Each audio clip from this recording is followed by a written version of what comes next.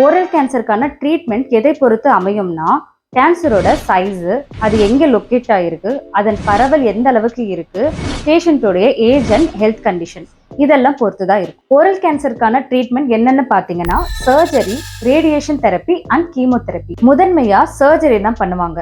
Stage 1 and 2ல இருக்கக்கூடிய சிறிய கட்டிகளை கொஞ்சம் ஹெல்தி மார்ஜின்ஸை விட்டு சர்ஜரி மூலமா கட் பண்ணி ரிமூவ் பண்ணுவாங்க. சர்ஜரிக்கு அடுத்ததா ரேடியேஷன் தெரப்பி அண்ட் கீமோதெரப்பி இருக்கு. ரேடியேஷன் தெரப்பினா ஹை பீம் ரேடியேஷன், அதாவது கதிர்வீச்சுகளை கொண்டு இந்த கேன்சர் செல்ஸை அழிக்கக்கூடிய ட்ரீட்மெண்ட். கீமோதெரப்பின்றது ஆன்டி கேன்சரஸ் ட்ரக்ல இருக்கிற பவர்ஃபுல் கெமிக்கல்ஸை கொண்டு ஃபாஸ்ட் க்ரோயிங் கேன்சர் செல்ஸை அழிக்கக்கூடிய ட்ரீட்மெண்ட். இந்த ரேடியேஷன் அண்ட் கீமோதெரப்பி எந்த டைம்ல அட்வைஸ் பண்ணுவாங்கன்னா, ஸ்டேஜ் 3ல லிம்ப் நோட்லயும் ஸ்டேஜ் 4ல lymph node and other part of the பாடிக்கு ஸ்ப்ரெட் ஆகி இருக்கும்.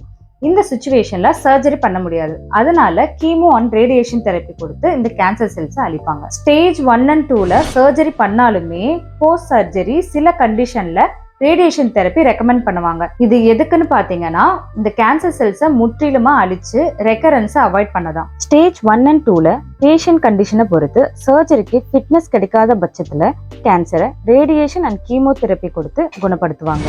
இயர்லி ஸ்டேஜ்லயே ஓரல் கேன்சரை கண்டுபிடிச்சு ட்ரீட் பண்ணீங்கன்னா முற்றிலும் குணப்படுத்த முடியும். ட்ரீட்மெண்ட் பண்ணியும் இந்த புகையிலை பழக்கத்தை தொடர்ந்தீங்கன்னா மறுபடியும் வரதுக்கான வாய்ப்புகள் அதிகமாவே இருக்கு. அதனால சிந்திச்சு செயல்படுங்க. பல் சம்பந்தப்பட்ட பிரச்சனைகள், தீர்வுகளை பற்றி தெரிஞ்சுக்கணும்னா ஹர்னிதா டென்டிஸ்ட் சேனலை சப்ஸ்கிரைப் பண்ணுங்க.